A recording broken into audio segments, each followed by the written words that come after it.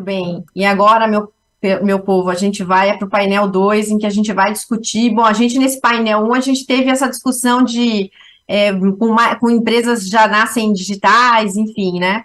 E agora a gente vai falar um pouco sobre que o Bruno já citou, a gente citou um pouco no painel 1, que é os bancos, né?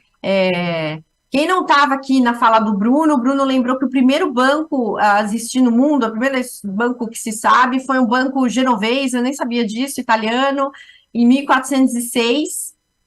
E aí, então, isso seria um marco do início do sistema tradicional financeiro. E aí, depois, a gente tem em 2009 Bitcoin, que é uma das maiores inovações do setor.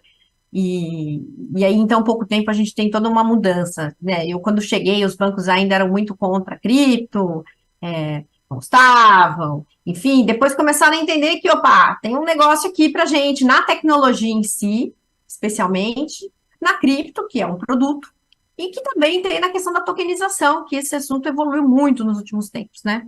Ainda mais com o real digital. Então, esse é o tema, essa aproximação, esse casamento que está tendo entre bancos e criptos. E quando eu digo cripto, é ativos digitais no geral, não só criptomoedas, mas os criptoativos, os tokenizados. E para falar com a gente sobre isso, a gente tem a Tamila Talarico. Eu fiz questão de falar direitinho o nome dela, porque eu também não gosto quando erra o meu. Tamila Talarico, que é a sócia líder de blockchain e cripto da UI.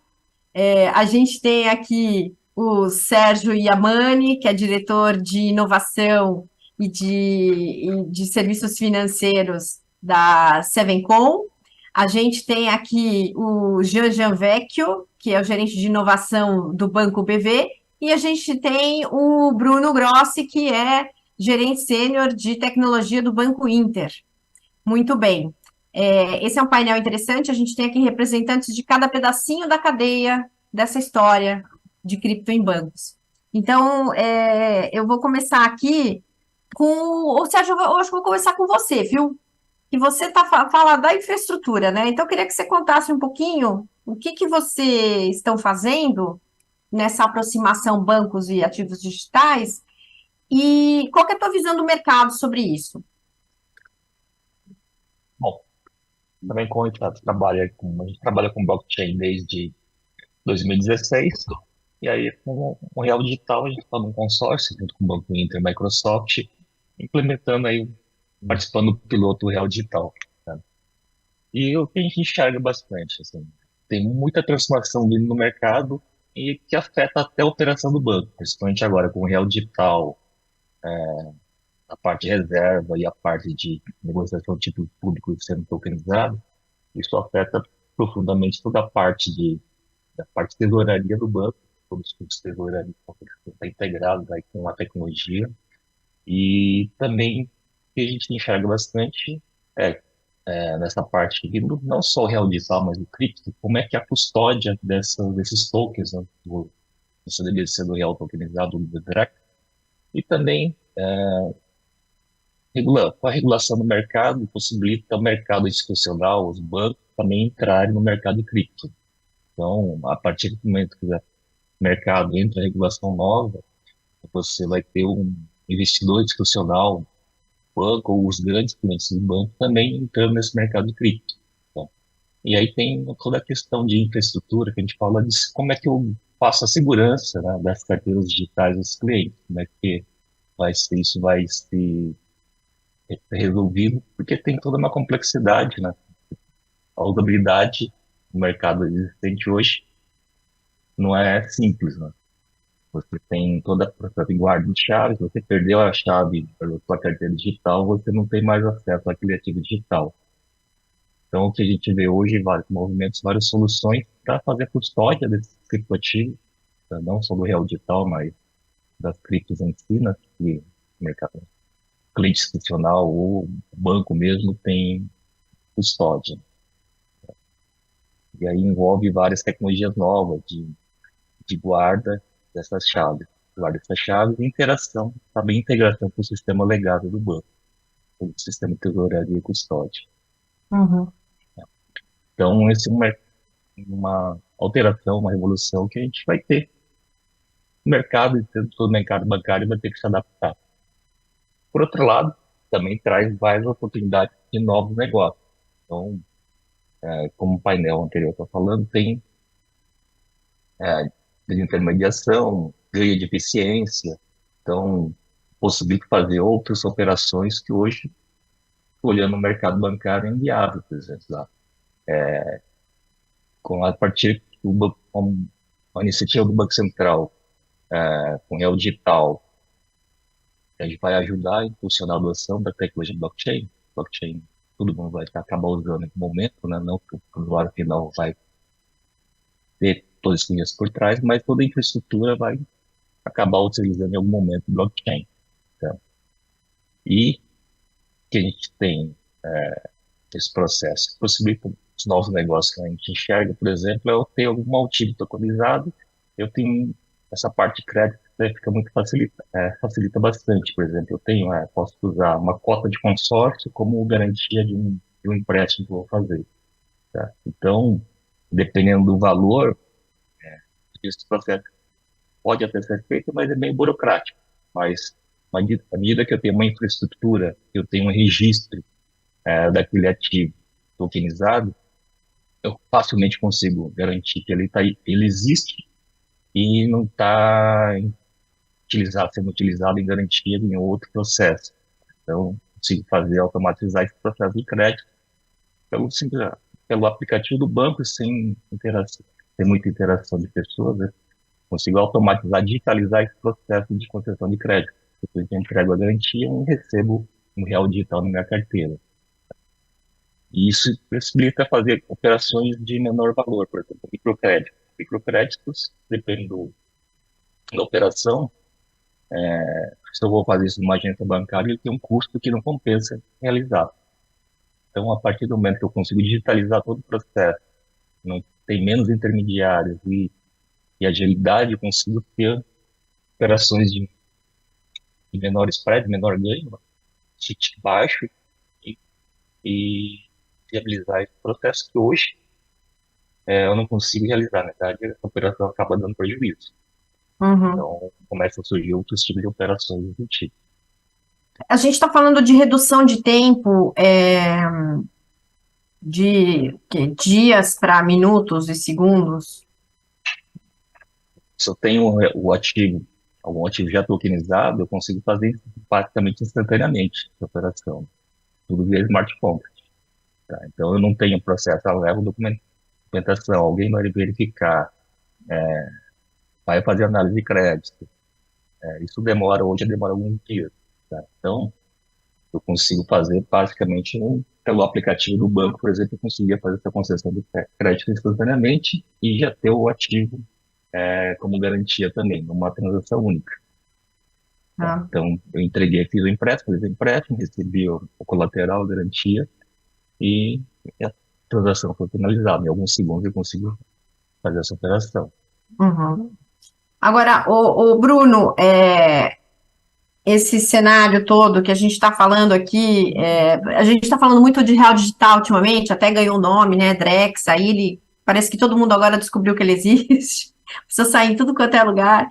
É, a gente que está nesse mundo fala de smart contracts assim com uma certa facilidade, mas assim, a gente está conversando todo dia e falou assim, mas isso não é uma coisa fácil. É um processo longo e complexo, né? Queria que você falasse um pouquinho dessa complexidade e também do que vocês aí no Inter estão fazendo, né? Vocês estão no projeto junto, né? A Seven conta com vocês, no Real Digital, enfim. Bom dia, Cláudia, bom dia aos participantes e espectadores. Realmente, o Real Digital ele trouxe para o centro da discussão, né, o uso de blockchain e smart contracts para soluções financeiras, no final das contas. Como o Sérgio mencionou ali, né, a gente vai poder fazer soluções que hoje são complexas, e algumas delas, inclusive, que envolvem pessoas, né, vão poder ser automatizadas e executadas 24 horas por dia, praticamente de forma instantânea, né? A ideia do smart contract realmente é um conceito que ainda precisa ser mais esclarecido para o público no geral, mas é basicamente como se você tivesse, assim, se você pensar que o blockchain é uma rede, né, de vários computadores, O smart contract é um pedaço de código que executa dentro de um nó desses, dentro de cada nó dessa rede, né, de cada computador dessa rede, e permite você colocar um algoritmo para execução uma transação, né? Então, quando você vai fazer uma transação de dinheiro ali, né, movimentar um dinheiro para o outro, você pode passar ele por esse código, por esse algoritmo, é, e, e transformar, né, mudar o estado dessa transação, né? Um exemplo muito simples, por exemplo, seria um sistema de financiamento coletivo, por exemplo, né, onde você tem várias pessoas depositando, ao invés de mandando o dinheiro diretamente para o beneficiado daquele financiamento, você manda todo ele para o smart contract, e o smart contract só libera para o beneficiado quando atingir determinado limite, né, o determinado objetivo que é o daquele projeto, certo? Se não atingir o objetivo em determinada data, você volta e devolve o dinheiro para os financiadores. Né? Isso só para tentar dar um exemplo bem prático assim de smart contracts. Existem, né, a gente pode levar para outros exemplos muito mais complexos.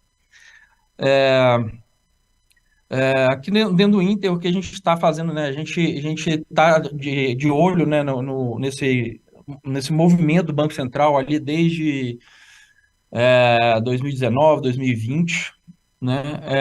Acompanhando ali os desenvolvimentos do Lift Lab e todo o envolvimento, né, da regulamentação que tem acontecido. E achamos que era o momento agora de entrar nesse piloto do Real Digital, quando o Banco Central falou que agora vamos testar, né? O momento agora é de testar tudo que a gente discutiu para trás, escolhemos a tecnologia que vamos usar a tecnologia Ethereum, né, com Hyperledger Bezo, e é o momento da gente validar essas propostas e resolvemos que era o momento de entrar, né? Entramos, formamos o consórcio aí, com a Microsoft Sevencom, para ajudar o Banco Central a, né, participar desse momento de validação desses conceitos. Como a gente sabe, o piloto ele vai ter, né, smart contracts, que já foi liberado algumas documentações ali, inclusive no GitHub. O Banco Central, inclusive, tem sido muito transparente nesse sentido, né, nas discussões, várias lives esclarecendo, está fazendo um trabalho muito interessante nesse sentido. O Banco Central vai implementar os smart contracts, só ele vai implementar. O que o banco realmente vai fazer é explorar os casos de uso ali, de transferência, de compra de títulos de público, né, transferência entre clientes, né, tanto dentro da instituição quanto fora da instituição, e também a compra de títulos públicos federais também, e a gente explorar as possibilidades dessa tecnologia nesses casos de uso. Mas como o Sérgio comentou também, né, as possibilidades são infinitas. Até o Rossello comentou na anterior ali sobre DeFi, né, realmente há várias possibilidades que a gente pode discutir aí para frente e imaginar que vão chegar aí né, mais para frente de vantagem. Assim, o primeiro ponto que realmente a gente vê como ganho para todo mundo é essa automatização que vai trazer, né, reduzir alguns intermediários e vai modernizar o nosso sistema financeiro reduzindo o custo, e isso vai se refletir para o cliente também na possibilidade dele investir com menor quantidade de dinheiro ali, né, usar menos dinheiro para poder fazer investimentos. Vocês também estão em cripto, né? Vocês também fizeram uma Exchange, conexão, né? Uma exchange vocês usaram a uma B3. parceria, uma parceria com a B3 Digitas, né? Aí é o nosso parceiro que faz a custódia dessa criptomoeda, né? O mecanismo de custódia também, né, de criptomoedas, que a gente precisa garantir ali que elas não vêm de lugares ilícitos, né? Como um banco, a gente não pode correr o risco, né, de trazer dinheiro para dentro do nosso ecossistema que seja ilícito, ou se acontecer, né, a gente precisa estar reportando. Esse parceiro faz isso para a gente disponibilizou para os nossos clientes agora, né, dentro do nosso aplicativo, essa compra de algumas criptomoedas, Bitcoin, Ethereum, Litecoin e esqueci as outras, mas a gente tem agora disponível isso aqui dentro, mas no mecanismo de exchange realmente, né, que não é uma blockchain, certo? Não é o acesso direto à blockchain. Tá.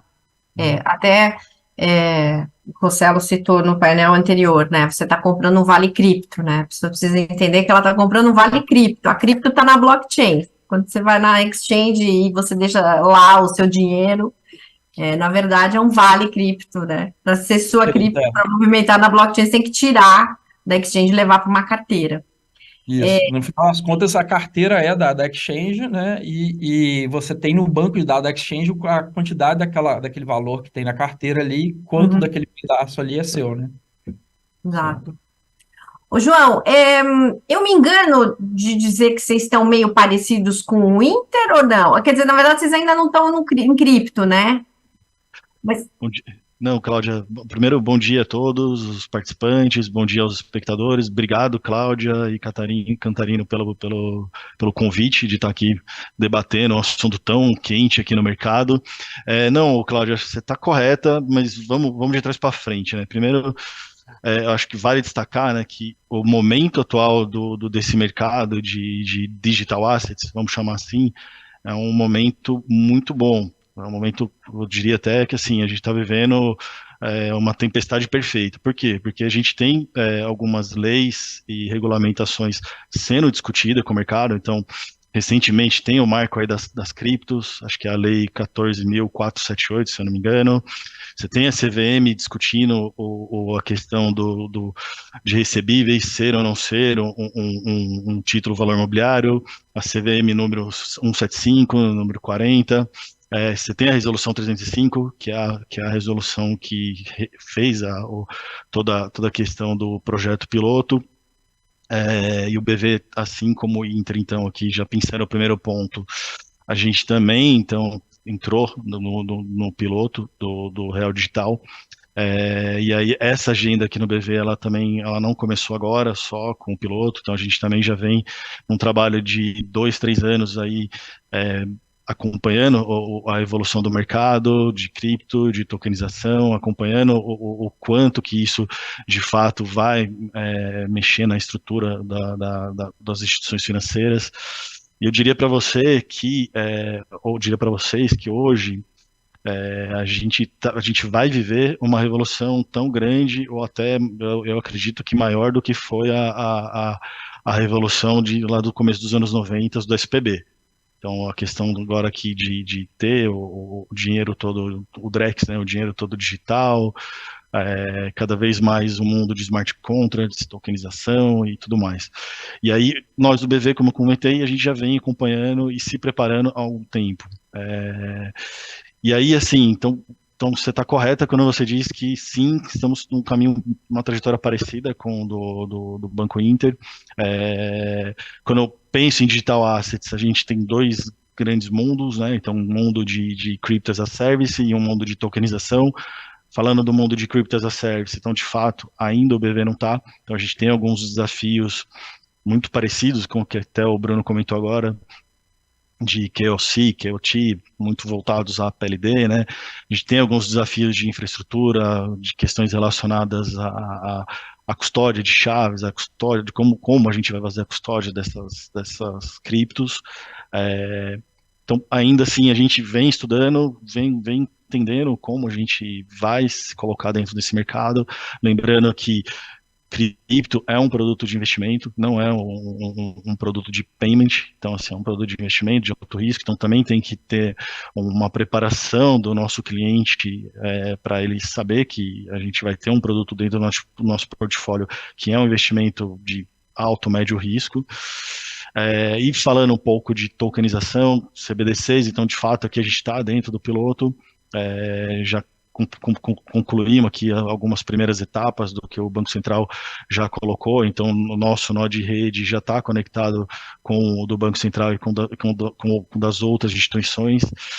Basicamente aqui o Banco Central ele vai querer testar o trilema dos P's, né, que é a programabilidade, a privacidade e eventualmente, dependendo de como for os testes, a performance. Ainda essa última parte aqui não está muito certo.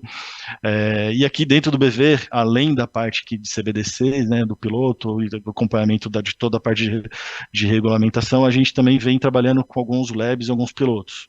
Então, a gente vem testando alguns modelos de negócio, dentro aqui dos nossos negócios, alguns modelos de negócio usando blockchain e vendo se de fato o quanto isso gera uma eficiência de processamento, uma eficiência de custo, uma redução de intermediários e de fato o meu cliente na ponta vai conseguir perceber um melhor valor agregado nos produtos que o BV oferece.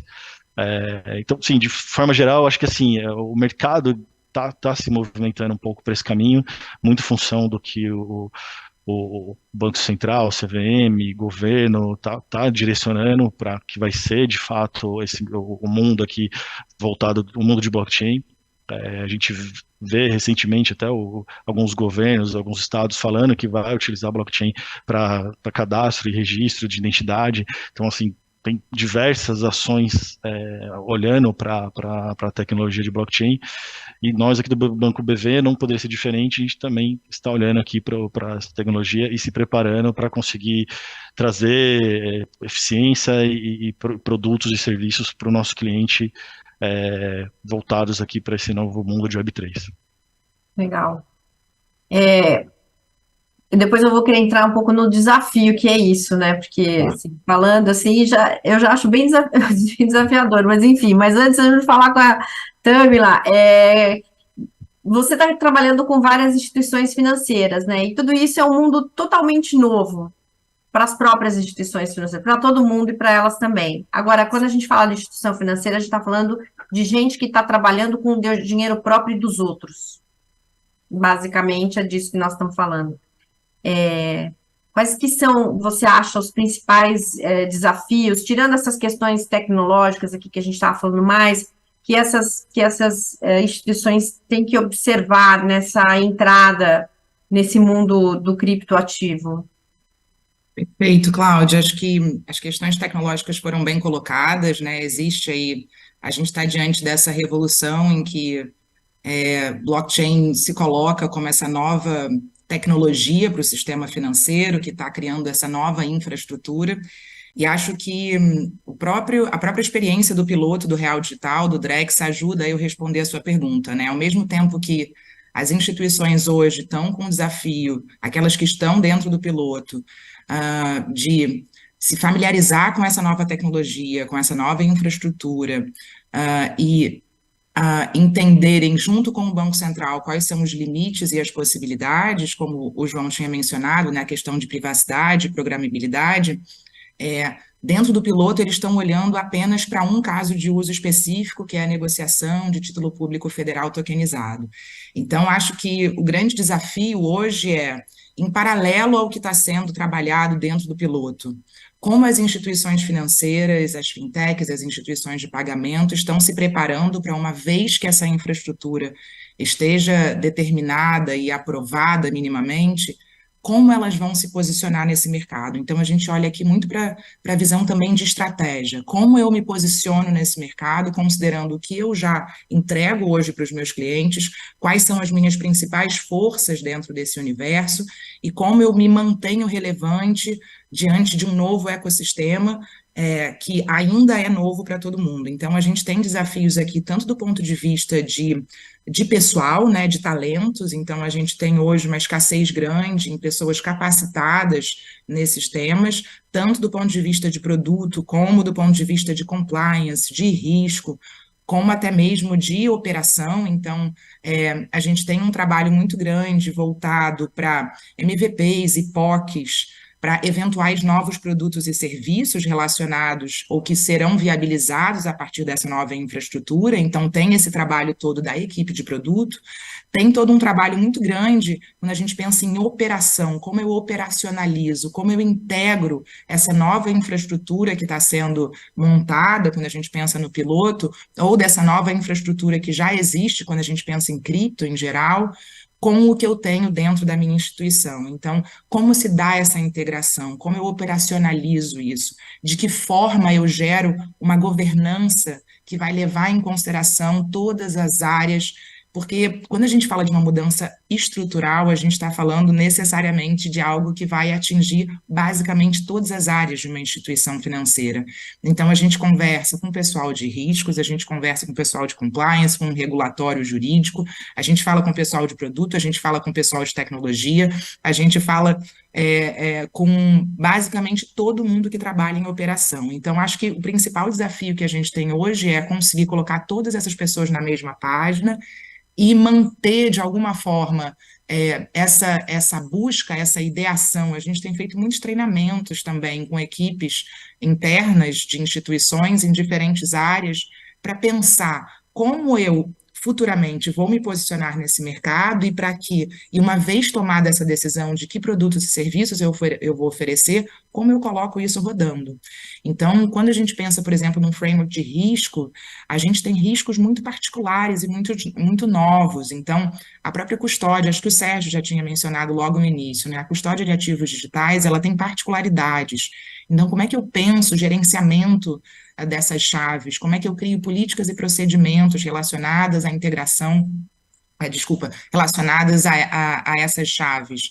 Além disso, inevitavelmente a gente vai estar diante de uma integração com provedores de tecnologia, né? A gente aqui tem alguns exemplos disso. Então, como eu integro esses provedores dentro da minha infraestrutura atual, dentro da minha operação? Então, eu acho que o grande desafio que a gente tem hoje é de governança desse tema dentro das instituições e de um acompanhamento que seja minimamente a tempo entre as diferentes áreas da organização, porque já passou do tempo da gente pensar blockchain ou pensar ativos digitais só do ponto de vista de tecnologia. A gente precisa entender produto e o piloto real do digital serve muito para isso, né? O Banco Central diz que eles estão criando essa camada de infraestrutura, claro, com auxílio do mercado, mas as camadas de aplicação e até de agregação futuras, elas vão vir a partir do mercado. Então, não é um momento hoje do mercado estar parado, esperando ver o que o Banco Central vai decidir. Muito pelo contrário, para além do que eles já estão vivendo dentro do piloto, como eu me posiciono e me preparo dentro da minha instituição para conseguir acompanhar toda essa evolução e essa revolução que o ecossistema de ativos digitais traz também para as finanças tradicionais. Agora, isso é uma coisa para amanhã, para daqui a um ano, assim, sei lá, vamos pensar, a gente está em agosto, agosto de 2025. A gente já vai estar numa economia toda tokenizada. Olha, tem um hype um pouco, né? Às vezes eu acho que tem um pouco hype, assim, sabe? Sei que vocês eu acho acham que sobre isso. eu posso comentar, eu acho que até o Leandro tinha falado isso no painel anterior, né? Hoje a gente, do ponto de vista técnico, a gente já pode tokenizar tudo, mas a gente deve tokenizar tudo. Então, eu não diria que a gente está num momento de hype, muito pelo contrário, eu diria que a gente está num momento de planejamento e de operação, de entendimento de como essa operação se dá, porque a infraestrutura ela já existe. O que a gente está olhando hoje é a infraestrutura para o real digital. Então, a gente até pode pensar, acho que o Rossello falou, né, que lá em 2025, quem sabe, a gente vai começar efetivamente a operar com real digital, com os reais tokenizados, com os depósitos tokenizados, como a gente tem chamado agora, nessa plataforma do Drex. Mas, assim, as instituições, elas estão sendo pressionadas pelo ecossistema de ativos digitais. Quando o Banco Central diz que DeFi, ou finanças descentralizadas, são a inspiração para o projeto do Drex, a gente tem que entender, essas instituições têm que olhar para finanças descentralizadas, porque a gente está falando aqui de novos produtos e novos serviços que não são apenas produtos ou serviços mais eficientes e com custos mais baixos do que a gente tem hoje. A gente está falando de produtos e serviços que antes não eram possíveis. Então, precisa haver um entendimento maior das instituições em relação ao que essa nova infraestrutura permite, que não era permitido antes. Então, tem todo esse trabalho interno de desenvolvimento, mas a gente também depende de todo o desenvolvimento regulatório, né? Isso é uma realidade. Eu sou advogada, você sabe disso, então, assim, a gente acompanha bem de perto, né? Projetos de lei levam muito tempo para serem aprovados. Quando são aprovados, muitas vezes são aprovados com algumas lacunas, né? A gente tem a Lei 14.478, mas ela tem alguns espaços que não estão sendo contemplados. Então, existe todo um trabalho aí, mesmo a própria regulação que vai vir de Banco Central, voltada para as VASPs, ela vai determinar ou vai detalhar muito da operação que hoje não está detalhada. Então, quem está atuando nesse mercado hoje trabalha com boas práticas internacionais, com as regulações que a gente tem de fora, né? E aí o MiCA da Europa é a nossa grande referência, mas a verdade é que muito do avanço desse ecossistema vai depender cada vez mais desse detalhamento regulatório. É aí que a gente vai começar a ver esse avanço. Só que não dá para as instituições ficarem paradas. Então, eu diria que a gente está longe de estar diante de uma situação de hype. Isso a gente viveu alguns anos atrás. Hoje a gente está diante de uma situação que é real, a gente está vivendo essa realidade no ecossistema de ativos digitais e cada vez mais no sistema financeiro tradicional, criando você falou desse casamento, né, até o tema aqui do painel, dessa integração. Então, eu não diria que a gente está tão longe de ver isso acontecer, não. A gente já vê isso acontecer na prática, o que a gente vai entender como cada instituição vai se posicionar diante, claro, o Real Digital, o Drex, é um grande impulsionador, propulsor dessa inovação dentro das instituições mais tradicionais, mas quem vai ficar bem ou quem vai se posicionar da melhor forma é quem já está testando isso internamente e colocando isso para rodar, porque, de novo, repito, a gente está falando de uma mudança estrutural, e uma mudança estrutural afeta todas as áreas de uma instituição. E aí eu queria voltar, então, Bruno, para você. Como é que isso é feito? Existe uma comissão dentro do banco? Como é que faz para colocar todo mundo dentro desse projeto novo, que é mais do que inovador, né? Assim, é uma mudança diante do que já se faz. A Tâmila comentou, falou muito bem falado aí, que realmente é uma mudança estrutural, né? E todas as áreas têm que ser envolvidas. Aqui dentro a gente tem, não um comitê oficial, mas a gente está envolvendo, né? Como é que fala? Divulgando desde antes de entrar mesmo, desde antes de ser aprovado, né? A gente vem falando com várias áreas para entender como elas funcionam, né? Trazer isso para a área, para nossa visão tecnológica, mas também levar a nossa visão também para eles. E estamos conversando muito ali com a tesouraria, principalmente, né? Que eu, igual eu comentei, vai ser o mais afetado.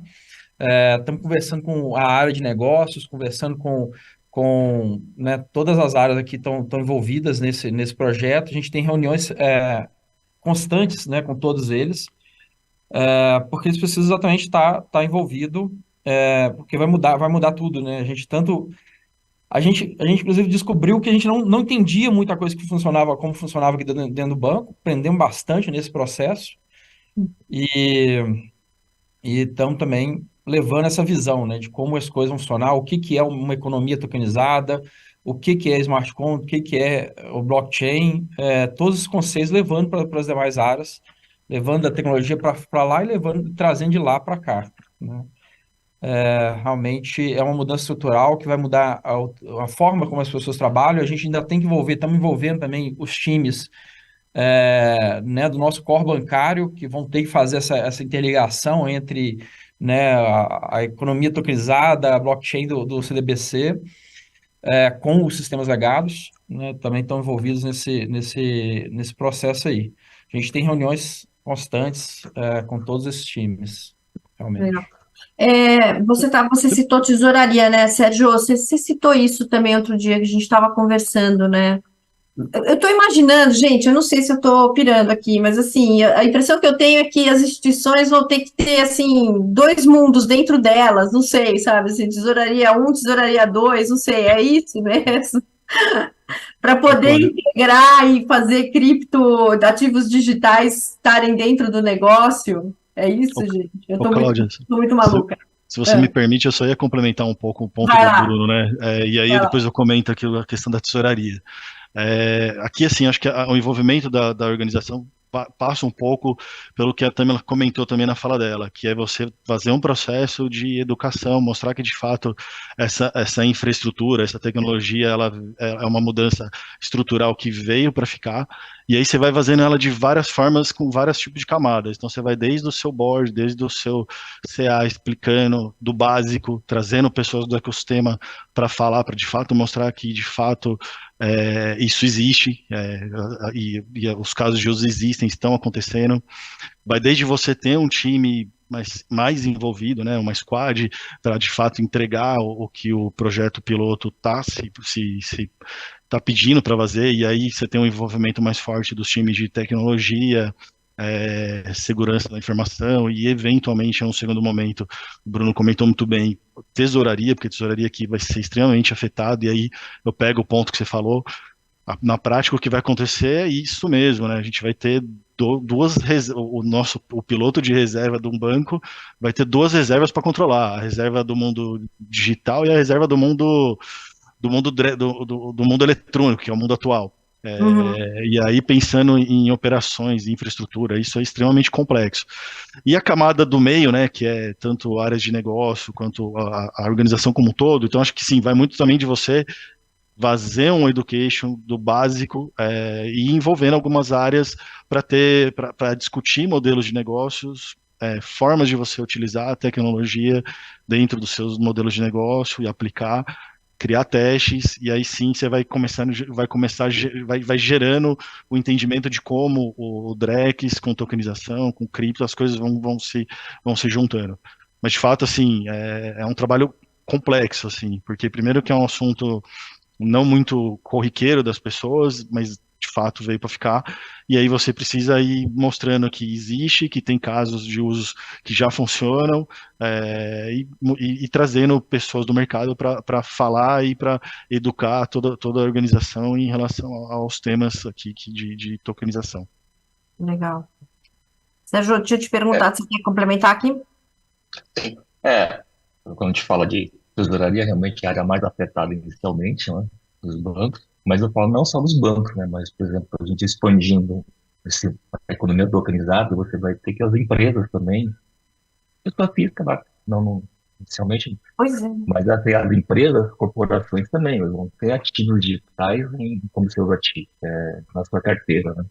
Também tem todos os processos, e vai ter DREX, vai ter tokenizado lá com eles, e vai entrar nesse mundo tokenizado também.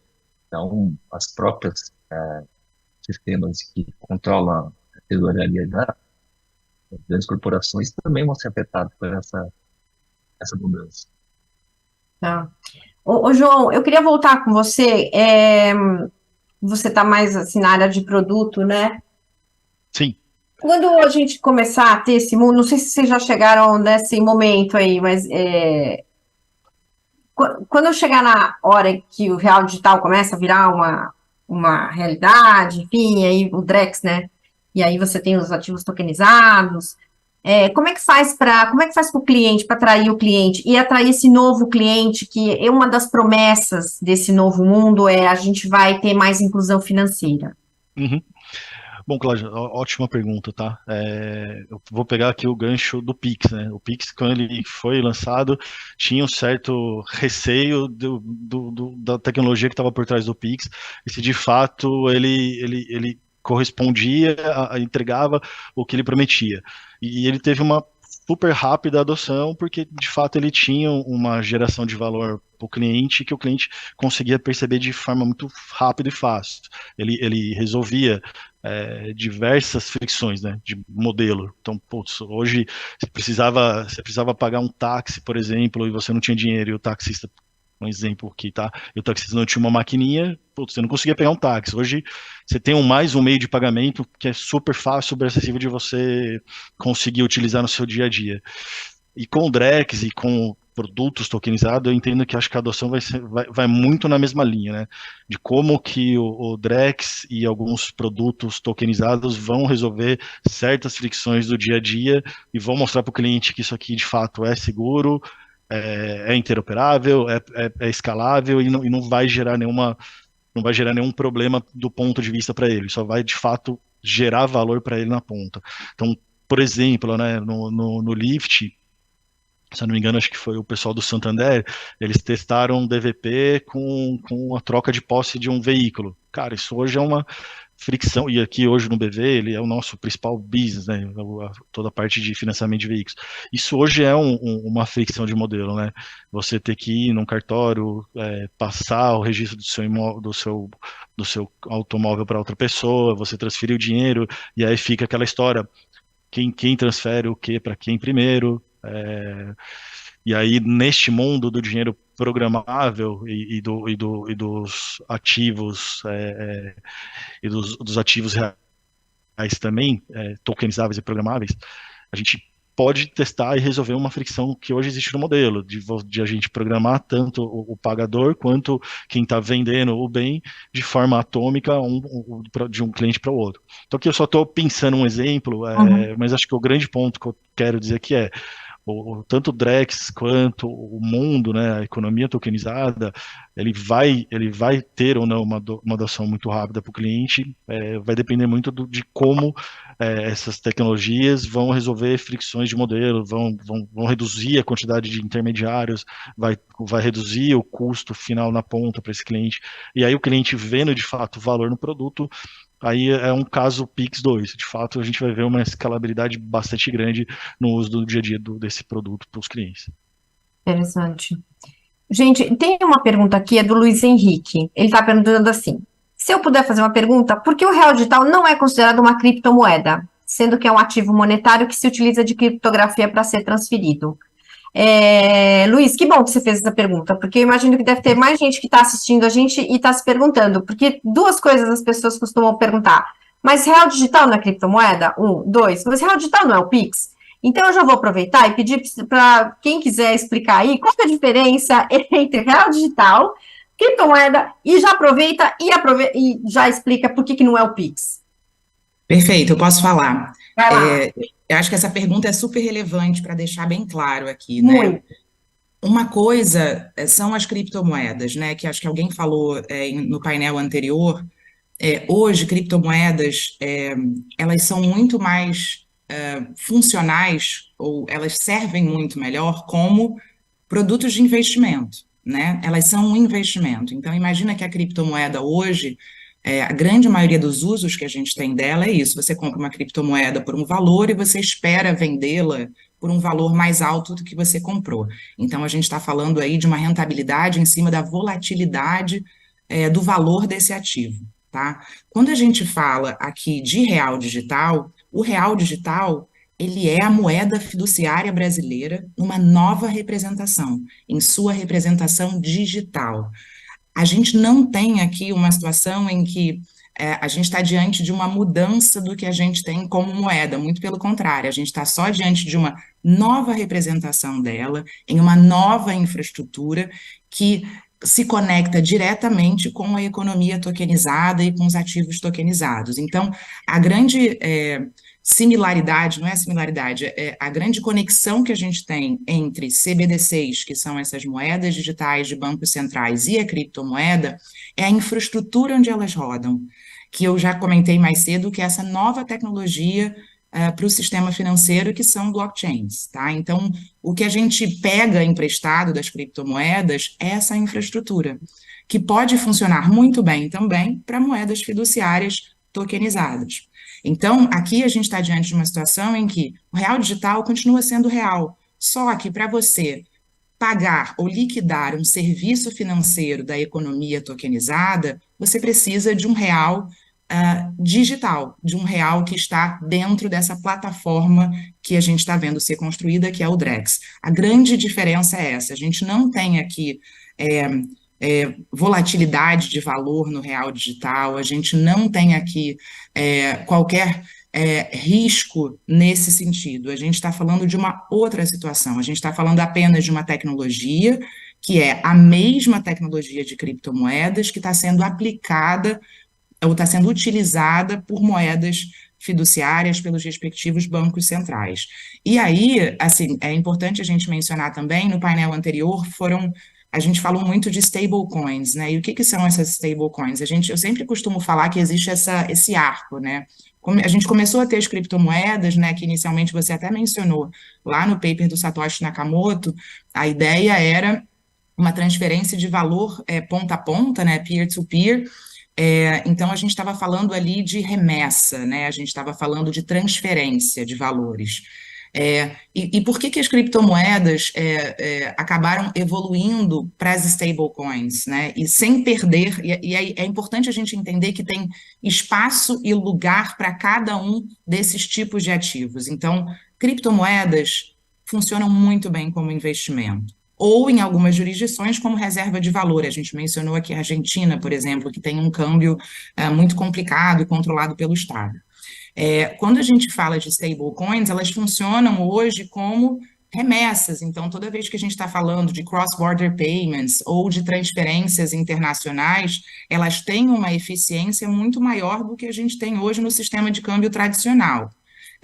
Então, a gente está falando de stablecoins aqui. E aí, quando a gente olha para moedas digitais de bancos centrais, a gente tem algo que é próximo a uma stablecoin, no sentido de uma estabilidade de valor, mas não é uma estabilidade de valor fictícia. A gente está falando de uma moeda fiduciária. Então, é importante lembrar que real digital é real, gente, não muda. O que muda é a infraestrutura onde ele roda. E isso, e acho que a grande diferença aqui com o Pix, para fechar, é isso. O usuário final, ele não vai ver na prática o real digital operando. Por quê? Porque o Drex é uma plataforma. Então, essa plataforma, ela muda a estrutura do core banking, como a gente conhece. Então, a gente está falando de algo que mais back-office, a mudança estrutural que eu estou comentando aqui desde cedo, é isso, é uma mudança de back-office, é uma mudança estrutural das instituições. O cliente na ponta, o que ele vai sentir no app lá do banco dele ou da instituição de pagamento, ele vai ter acesso a outros tipos de investimento que ele não teria, com rentabilidades mais altas, ou novos modelos de seguro, por exemplo, que ele não tinha antes, novos modelos de financiamento. O cliente na ponta não precisa, no futuro, e essa é a minha visão particular, saber que ele está usando o real digital para um serviço financeiro específico que está ofertado no super app dele, entende? Ele vai saber que o que ele vai perceber como valor é ter acesso a produtos e serviços que antes ele não tinha, com taxas ou rentabilidades maiores, porque elas vão refletir o aumento de eficiência que a gente vai ter na parte estrutural pelas instituições que colocam isso na ponta para o cliente. Não sei se ficou claro, mas acho que esses são os principais comentários que eu traria. Agora, uma vez eu li um documento do Banco Central, que era uma explicação ali, que assim, o real digital, você vai usar o real digital no Pix. É isso? Tá valendo ainda?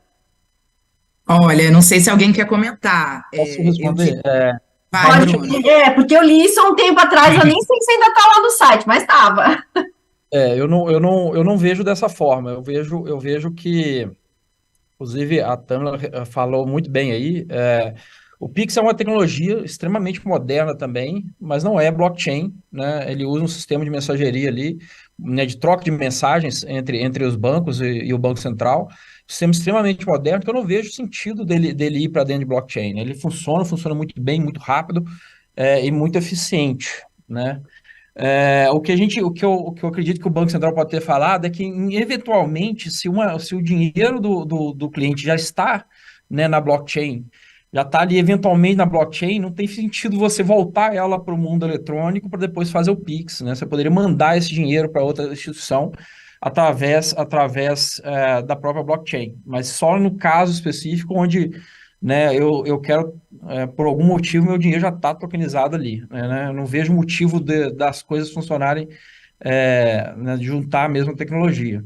Queria só complementar um pouquinho sobre a questão das criptomoedas, falando um pouco mais tecnicamente sobre por que o real digital não é uma criptomoeda, que as criptomoedas também, e a Tâmara explicou muito bem ali, achei muito, muito interessante a explicação dela, mas a criptomoeda normalmente também ela usa um algoritmo para ser gerada, né? O Bitcoin, por exemplo, a cada bloco minerado, ele cria mais 6,25 Bitcoins, por exemplo.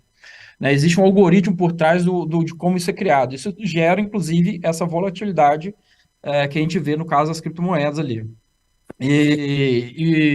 Mesmo a stablecoin, ela tem também um algoritmo ali que define a estabilidade dela baseado em um colateral que existe no mundo off-chain, né? Fora daquela blockchain. Então, existe um algoritmo e a gente vê até pequenas variações ali, né? Às vezes chega até ter, por exemplo, chega a 0,9999 dólar, por exemplo, ou $1,00,0001, né? Existe uma pequena variação ali ainda existente. Isso não vai acontecer, como a Tamara falou, não vai acontecer com o real, né? Vai ser um real e um real mesmo. Existe um algoritmo por trás que define o valor daquele real que está dentro da blockchain, certo? Uhum. E Tá. também tem outro ponto, Cláudio, desculpa, eu acabei de Fala, perceber que fala. eu tinha mencionado isso. Eu tenho uma diferença também muito importante em relação às criptomoedas e ao real digital, às demais CBDCs, que é as criptomoedas e até mesmo as stablecoins são de emissão privada, enquanto que as CBDCs são de emissão dos bancos centrais. Ponto. Uhum. A gente está diante de algo que é fundamentalmente diferente. Exatamente. Ô, gente, tem uma pergunta aqui que está citando um assunto que acho que é bem importante, é do Anderson José Gadonski. Quais as medidas possíveis ou que estão sendo tomadas para prevenir atividades ilícitas como lavagem de dinheiro e fraude no contexto do real digital? Quando a gente tiver isso funcionando, os bancos vão ter que ter outras formas de prevenção de atividade ilícita? Eu acho que uma das coisas que é interessante da blockchain é que ela, no final das contas, ela registra todo o tráfego, né? Você consegue saber de onde veio o dinheiro para onde ele foi. Isso eu acredito que vai facilitar essa prevenção, né? Nas blockchains públicas hoje existem empresas especialistas em fazer esse rastreio, né, do dinheiro, de onde ele vai, para onde ele foi. Consegue saber hoje, por exemplo, quando existem esses grandes hacks que acontecem, né? O dinheiro ele é monitorado quando o usuário manda para uma exchange, por exemplo, tentando retirar esse dinheiro, né, em moeda fiat, a exchange pode bloquear e devolver o dinheiro para a origem, porque ele sabe de onde foi roubado aquele dinheiro. Então, trazendo isso para o CBDC, né, para a blockchain, eu acho que a gente vai ter, né, lógico, vamos ter que garantir a privacidade do usuário, no final das contas, mas vai ter fórmulas, né, muito fáceis de você rastrear o dinheiro e para evitar esse tipo de fraude. Eu acho que vai colaborar nesse sentido também, na minha visão. Eu posso até adicionar aqui, Cláudia, a gente tem feito isso aqui na UI, né?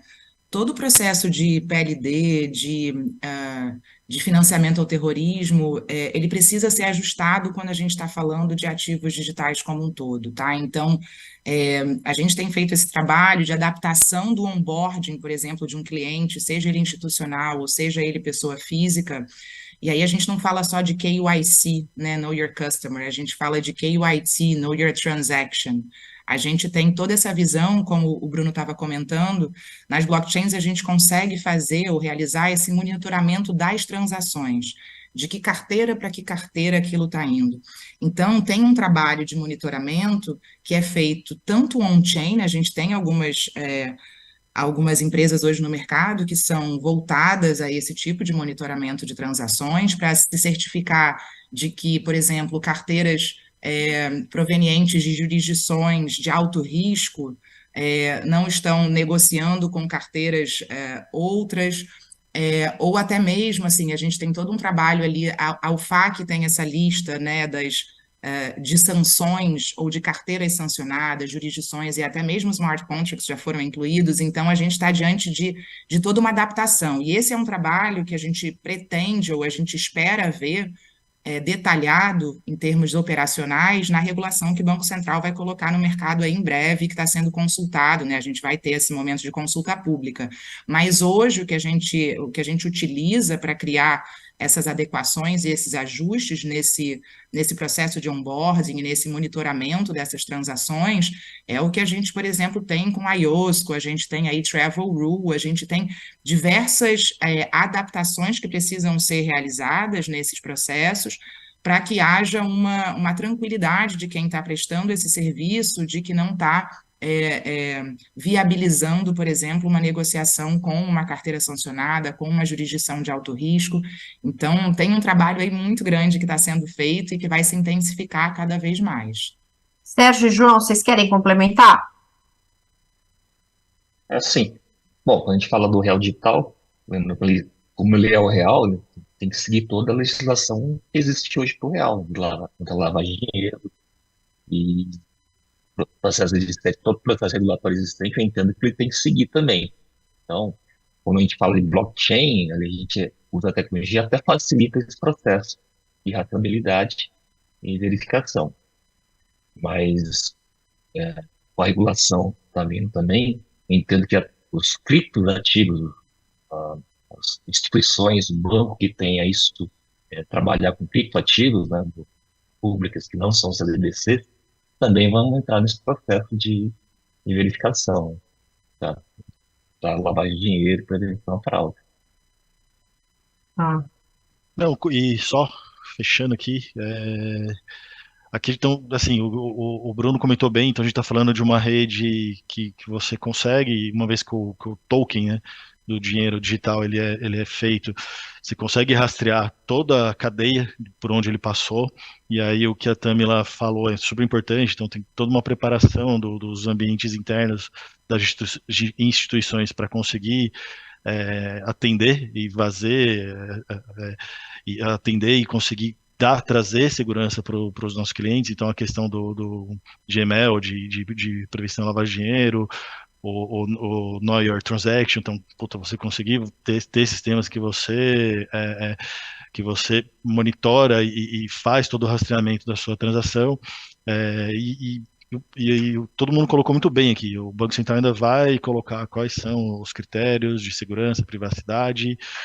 Acredito que assim as instituições já fazem isso de uma forma muito boa, muito acima da média, mas tem de fato assim uma adaptação para esse novo mundo de Web3 e para essa nova infraestrutura. legal. Gente, o Luigi Breda aqui está perguntando então se serão 2 ecossistemas, teremos 2 saldos na nossa conta, o real normal vai virar real normal. Estou já até vendo isso, o povo falando, real normal e o real digital. Sua conta É corrente isso, você vai ter Drex e real normal. igual você tem Pix, você tem a saída e entrada de Pix, você vai ter Drex e real normal, é isso. Teu conta corrente vai ter que conseguir, imagino eu lá na frente, vai ter que conseguir conciliar esses dois mundos, do real eletrônico, vamos chamar assim, e do Drex real digital. Legal. E aí você vai consolidando as transações num único extrato. Eu acho que ninguém definiu isso ainda, né? Você vai ter 2 saldos ali diferente ou não, igual o João falou. Dá a impressão, né? Não sei. Hã? Dá a impressão que é isso, né?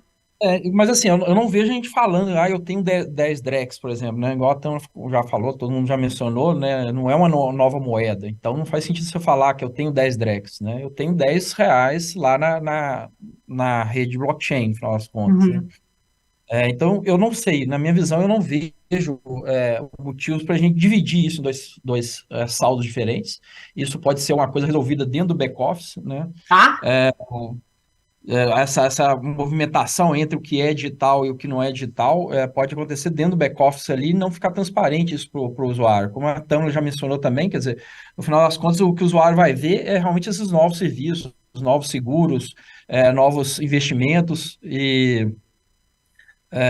ali disponível que por acaso vão passar pela essa digitalização quando ele precisar no saldo dele digitalizar, né, para poder investir nesse tipo de produto novo.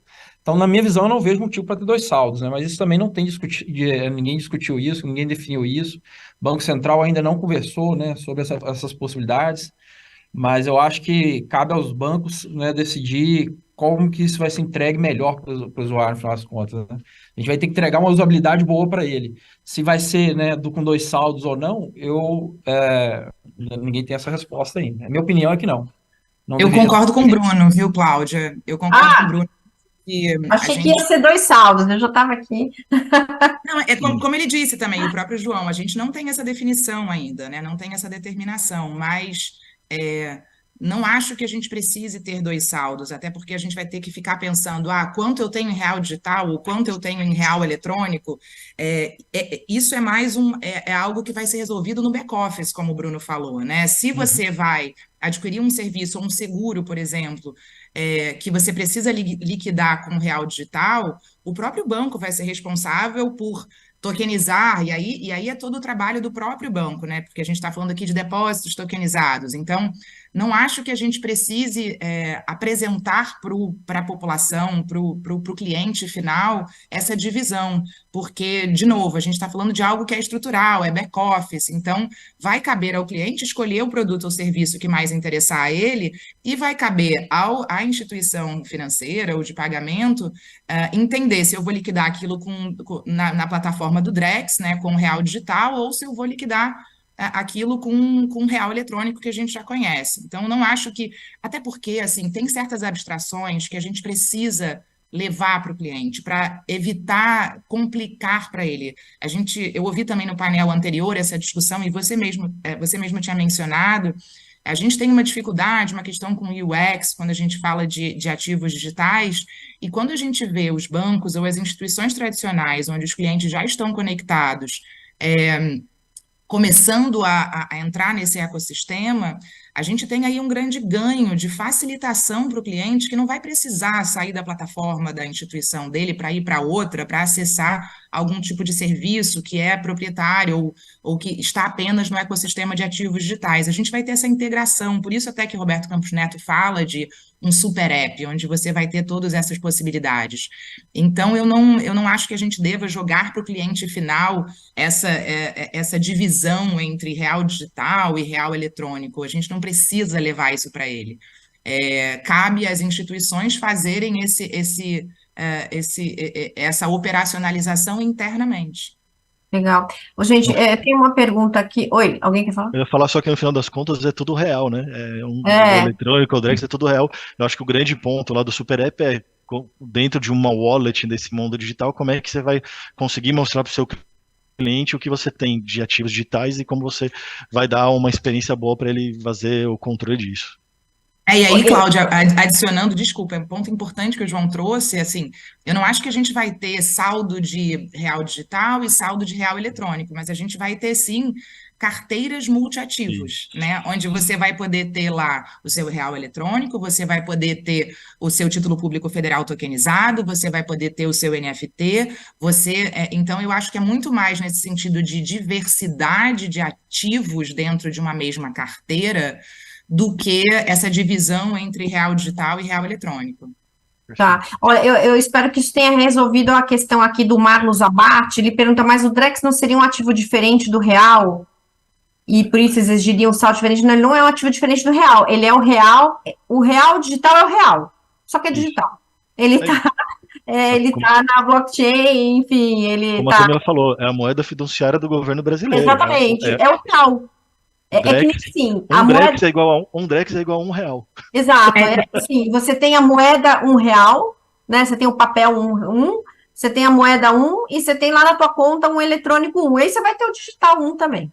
Tudo eu acho, Cláudia, eu ontem ouvi o Jeff Prestes, né, que é um grande parceiro nosso, ele fez a live com o pessoal ontem não, na segunda-feira, ele estava mencionando isso.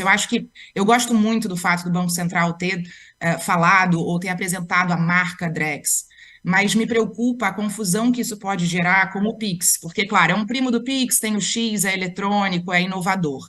Só que o Drex é muito mais uma plataforma, tanto é que o próprio Banco Central dizia isso antes, né, que o real digital é uma nova infraestrutura de liquidação para a economia tokenizada.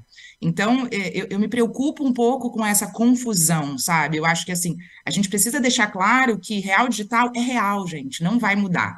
O que muda é a plataforma onde isso vai rodar, porque na plataforma do Drex a gente vai ter ali ativos tokenizados que vão ser liquidados. A gente tem o ativo e a moeda de liquidação nativa desse ativo, gerando, por exemplo, um DVP, como a gente mencionou antes aqui, de um carro. Mas acho que todo mundo precisa sair daqui com a ideia que real digital é real. Só é um real em uma nova representação, que é uma representação nativa dessa nova infraestrutura, que é a infraestrutura que é utilizada para o ecossistema de ativos digitais. Real digital é real. E só para fechar isso aí, eu queria só dar um exemplo bem prático para as pessoas, que é o saque de dinheiro, né? Quando você vai sacar o dinheiro, no final de contas, você está transformando o seu dinheiro eletrônico num dinheiro em papel, né? E você não tem que fazer essa transferência. Eu vou transferir de real eletrônico para transferir, né, para papel moeda, certo? Eu vou lá e saco o dinheiro, e o banco operacionaliza essa transferência aí entre uma forma de dinheiro e outra forma de dinheiro, né? Então o Drex vai ser a mesma coisa, sabe? Só para Legal. dar um exemplo bem prático, assim. Você não tem uma conta de real ou em dinheiro, né? Ô, pessoal, tem uma pergunta aqui, aí eu vou jogar para vocês e quem quiser responder é o seguinte, é o Manuel Belém, está perguntando assim, soluções de custódia centralizadas não seriam um retrocesso? Um contrassenso com a característica fundamental da descentralização? Só lembrando aqui que Bitcoin foi criado numa rede descentralizada, que é vários computadores conectados à rede, que toma conta de tudo, e aí o centralizado, e ele queria tirar o ente central, que seriam bancos e Banco Central, e aí a gente está agora aqui nesse painel falando exatamente da entrada dos bancos e dos bancos centrais. Ele pergunta se isso não é um contrassenso dessa característica fundamental da descentralização, que é o que marcou, enfim, a criação de blockchain. Eu ia falar rapidamente, só assim, acho que alguém pode explicar melhor, mas assim, o Bitcoin, ele não é só descentralizado, ele é descentralizado e não governado por ninguém, né? Ele é governado por algoritmos, no final das contas, né? Então, o CBDC, ele vai ser descentralizado no sentido de que você vai ter várias máquinas rodando e validando os blocos, né? E isso, por exemplo, é um caso muito interessante, por exemplo, vou dizer, a internet em Brasília cai, por algum motivo, Brasília fica offline, hoje o Pix fica offline, porque ele não é descentralizado, né? No caso, uma blockchain do CBDC, ele vai continuar operando porque você vai ter validadores espalhados pelo Brasil afora, né? Hoje, no piloto, né, a gente tem em Brasília e no Rio de Janeiro, então se Brasília ficar fora, o CBDC continua conectando, né, e transacionando, certo? Isso é o que caracteriza ele como descentralizado.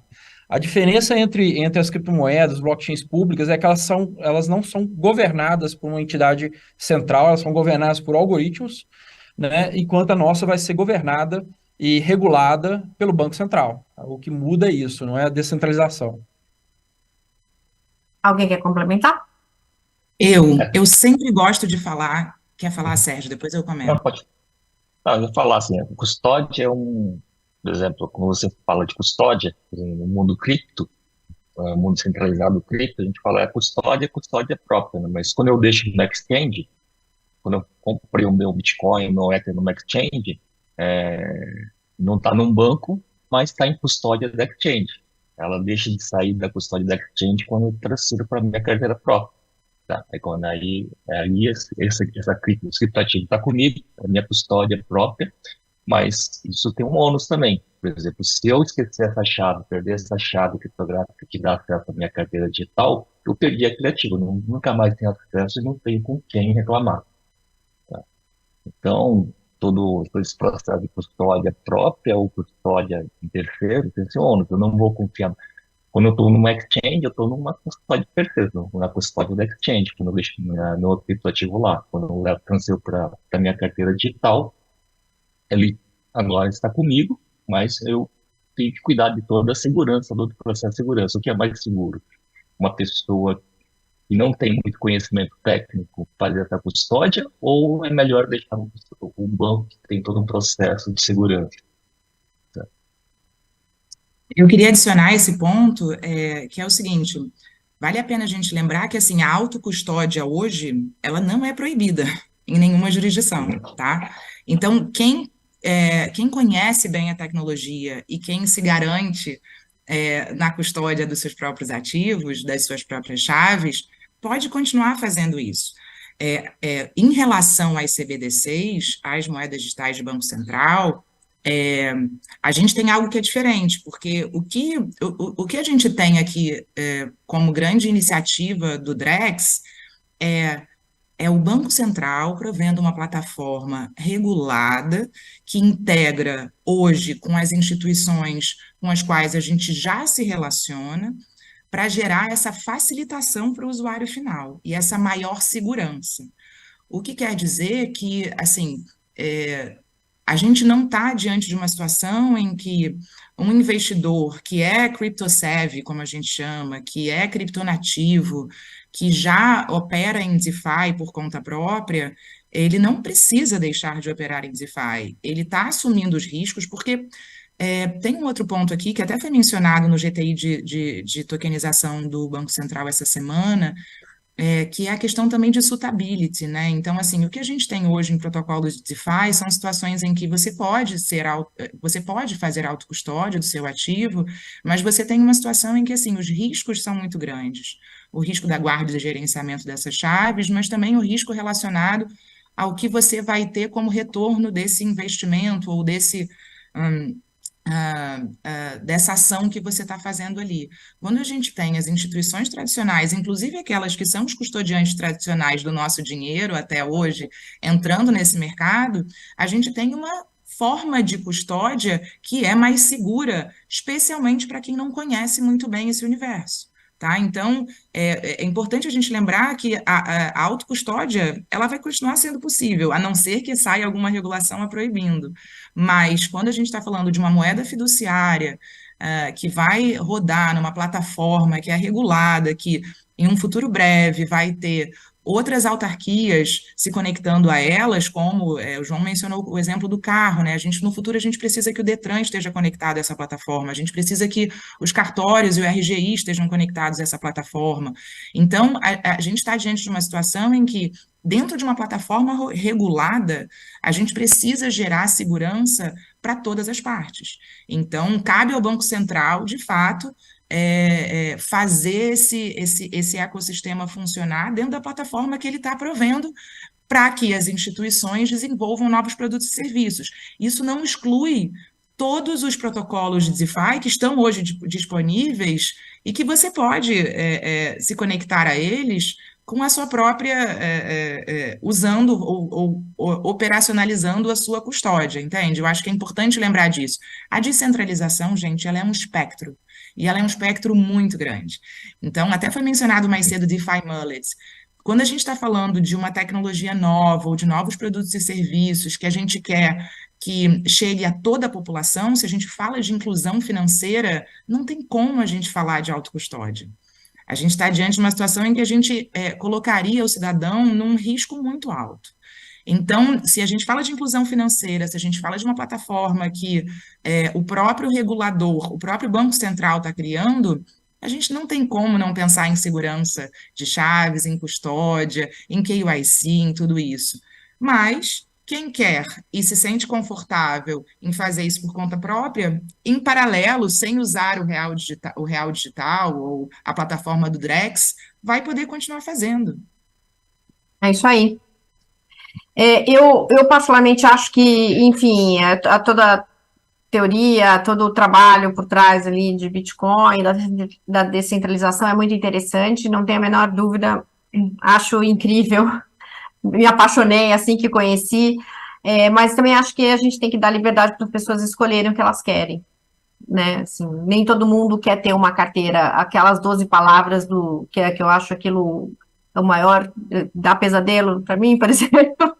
Mas, enfim, não é todo mundo que está afim de passar por isso, né? Tem quem sim, tem quem não. Então, a gente tem que, acho que, tem que respeitar, e eu acho que o importante é ter liberdade de escolha, várias opções, e cada um escolhe aquilo que mais se sente, enfim, confortável. Bom, gente, infelizmente, a gente chegou no final deste painel, que a gente até estourou o tempo aqui bastante, mas é que a conversa estava muito boa, chegou muita pergunta, então, enfim, a gente foi falando aqui. Mas eu quero muito agradecer vocês pelo tempo de vocês, que eu sei que é muito precioso, todo mundo aí está correndo contra o tempo. Enfim, com certeza a gente vai continuar essa conversa em outras ocasiões. E, enfim, não sei se alguém quer dar assim o que cada um acha que cenário que a gente vai estar daqui a um ano, assim, rapidamente. Daqui a um ano, onde é que nós vamos estar? Para fechar. Pensando aqui. Eu posso dizer, a gente vai estar daqui a um ano protocolando pedidos de autorização para operação de ativos digitais pelas instituições, porque a gente vai ter uma regulação de Banco Central já rodando, é assim a gente espera. E a gente vai ter uma plataforma do Drex já mais avançada, no sentido de infra, novamente, e internamente, dentro das instituições, um conhecimento e entendimento maior de como se posicionar nesse mercado e que tipos de produtos e serviços vão fazer sentido para os seus clientes. Isso é o que eu espero. Legal. Daqui a um ano a regulação do Drex acho que já vai estar em curso, as instituições vão estar já se preparando e cumprindo algumas etapas regulatórias, algumas leis, espero eu, Tâmila, como advogada, acredite, a gente já vai ter aí também algumas leis já sendo sancionadas e sendo colocadas em práticas, e a gente aqui como instituição, alguns labs que hoje a gente faz de testes, com a regulação e a gente encontrando alguns modelos de produtos perfeitos, a gente já conseguir colocar alguns produtos para uso dos nossos clientes. Que não Legal. só cripto. Cripto já é um caso de uso já mais consolidado. Aham. Perfeito. Eu acho que daqui a um ano a gente vai estar começando a colocar em produção, né? A previsão do Banco Central ali é que, dando certo o piloto, né, e tudo, a gente vai revisar isso lá para março, se não me engano, do ano que vem, e começar a pensar em produção no meio do ano que vem. Então, daqui a um ano, eu acho que a gente vai estar começando a falar sobre, né, a produção disso, os primeiros bancos, né, e aí vão estar realmente, né, se ligando a uma rede mais produtiva, né, do que essa rede do piloto digital. Ela, né, essa rede ela deve acabar, ela não vai se continuar no mecanismo de produção. E espero também que essas regulamentações já estejam todas bem definidas, né, os conceitos estejam claros para todo mundo e todo mundo no banco aqui esteja exatamente pensando, entendendo, né, as possibilidades futuras desse mundo tokenizado, né, dessa nova economia tokenizada. Eu acho que daí para frente a gente tem muito o que imaginar, muito que pensar de soluções que podem ser criadas em cima disso tudo. Bacana. Sérgio, Bom, para fechar. para fechar, bom, acho que daqui a um ano, realmente espero que esteja toda a regulamentação pronta, já disponível para rodar em produção, né, tudo isso real do Drex. Mas eu entendo, vejo também que todo esse movimento lá do Drex, do piloto real digital, está fomentando bastante a discussão no mercado. O pessoal está muita gente pensando em produtos novos. Então, daqui a um ano, a gente espera que vai ter novos produtos no mercado. Dependente do Drex, né, mas toda essa parte de tokenização deve ter uma série de novos produtos que serem lançados. Então, depois, o pessoal já está desenvolvendo o Drex, a difusão maior da tecnologia blockchain, entendimento melhor da tecnologia, né? E, todo esse movimento que acabou sendo gerado em cima da tecnologia, então eu espero ter vários lançamentos, vários produtos novos, inclusive vários que a gente está trabalhando, tá? E, deve ter muito mais no mercado, muito mais casos de uso em cima da tecnologia, em cima da tokenização. Legal. Muito bem, pessoal. Então a gente agora finaliza aqui nosso webinar, mais um ótimo webinar. Super obrigada pelo tempo de vocês. E a gente ainda se encontra ainda em muitas coisas ainda nesse ano. Inclusive, nós aqui do Block News e do Cantarino, a gente tem mais um evento em 26 de outubro, presencial. Enfim, então teremos mais coisas pela frente. Muito obrigada. Obrigado aos participantes. Até mais. Obrigada, Cláudia. Obrigado, pessoal. Obrigado, Cláudio. pessoal. Obrigado, pessoal.